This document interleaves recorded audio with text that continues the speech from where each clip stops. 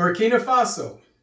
Heavy gunfire erupts near Burkina Faso presidential palace and barracks.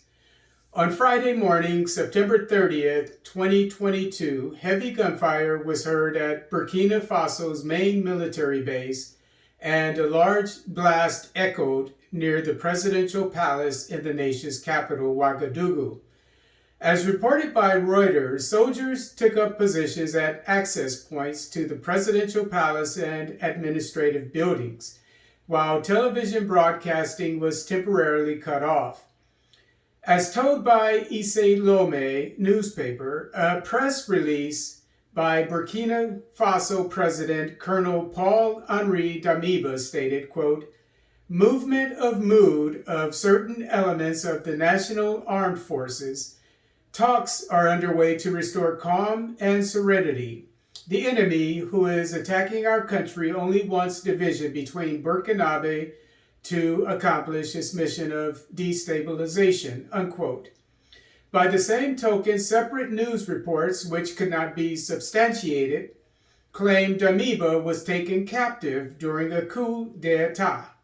Burkina Faso has been under military control since interim President Damiba orchestrated a coup d'etat in January.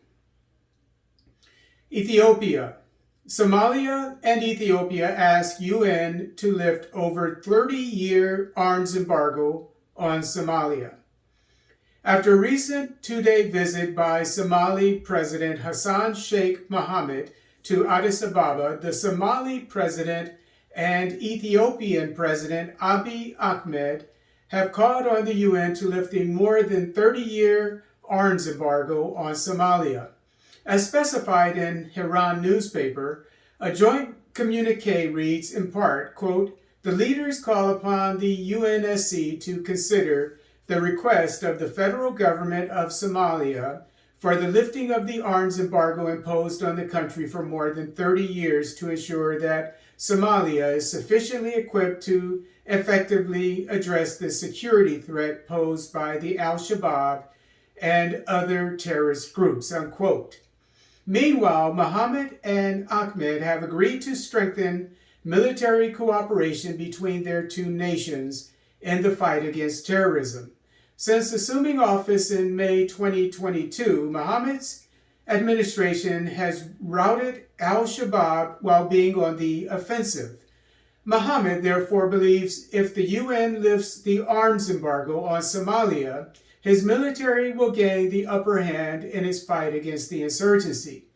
While the arms embargo has in recent times allowed Somalia to import small arms, it still prohibits the import of, quote, "heavy and specialized military equipment, including surface-to-air missiles, anti-tank guided weapons, large caliber guns, howitzers, cannons greater than 12.7 millimeters, mortars greater than 82 millimeters, weapon sights, and a night vision capability, and mines," unquote, as per Iran.